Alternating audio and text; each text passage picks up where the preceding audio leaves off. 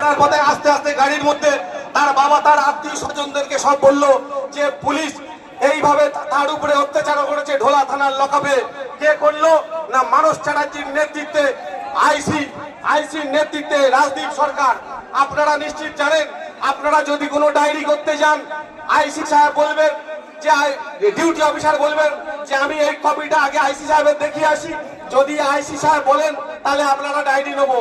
তো ন্যাচারালি একটা ডায়েরি করতে গিয়ে যদি আইসির পারমিশন লাগে তো আপনারা নিশ্চিত অবগত আছেন যে আইসির নেতৃত্ব ছাড়া থানার একটা পাতা নড়ে না।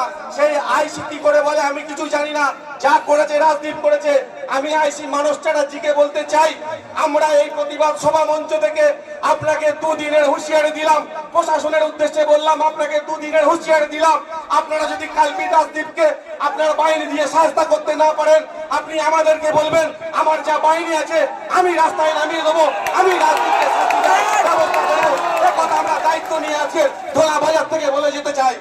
বন্ধুগণ, গায়ের পশম কাটা দিয়ে উঠছে রাজদীপ। আবু সিদ্দিকের মুখের ভাষা, আবু সিদ্দিকের মুখের জ্যোতি থেকে আমার কণ্ঠস্বর স্তব্ধ হয়ে যাচ্ছে। আবু সিদ্দিকের কথা আমি ভুলতে পারি না, আমি ভুলতে পারবো না। তো যাই হোক বন্ধুগণ, ঘটনা যে জায়গায় দাঁড়ালো, যখন তাকে ঘাট বকুলতলা গ্রামে নিয়ে যাওয়া হলো, আবু সিদ্দিক তখন অলরেডি মাটিতে ঢলে পড়েছে। তখন তড়িঘড়ি বাড়ির লোক কি করলো, মথুরাপুর হাসপাতালে নিয়ে গেল।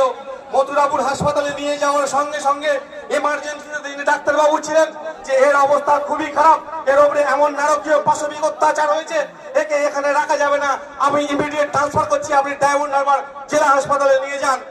তো তার বাড়ির লোক ইয়াসিন বাবু আছেন, মহসিন বাবু আছেন, ওরা সঙ্গে সঙ্গে ডায়মন্ড হারবার নিয়ে গেল।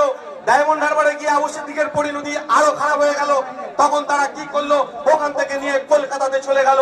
কলকাতায় গিয়ে পার্ক সার্কাসে যে স্বস্তিক নার্সিং হোমে তাকে অ্যাডমিশন করানো হলো, সেই বেহায়া নার্সিং হোম সম্পূর্ণ পুলিশের দালাল, পুলিশের সঙ্গে যোগ সাজস করে আবু সিদ্দিকের মেডিকেল পেপারে চেপে দিয়ে তাকে রিপোর্ট দিল যে না তার জন্ডিস হয়েছে, সে জন্ডিস রোগে এখানে ভর্তি হয়েছে। যখন আমরা ঘটনাটা জানতে পারলাম, আমরা মহামান্য হাইকোর্টে অমৃতা সিনহার জাস্টিস এজলাসে আমরা মামলাটা ফাইল করলাম।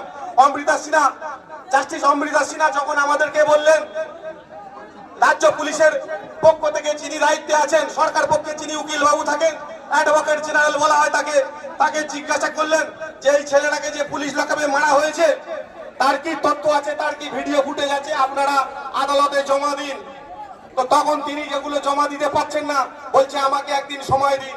তখন জাস্টিস অমৃতা সিনহা জিজ্ঞেস করছে আপনি যে তড়িঘড়ি পোস্টমর্টম করলেন তার বাড়ির লোকের সামনে করেছিলেন? তখন অ্যাডভোকেট জেনারেল বলছে না। তখন জাস্টিস বলছেন যে একজন পোস্টমর্টম হচ্ছে, তার বাবা জানে না, মা জানে না, ব্লাড রিলেশনের কেউ জানে না, আপনি পোস্টমর্টম করছেন, কি এত ইন্টারেস্ট আপনাদের এত তাড়াতাড়ি পোস্টমর্টম করলেন?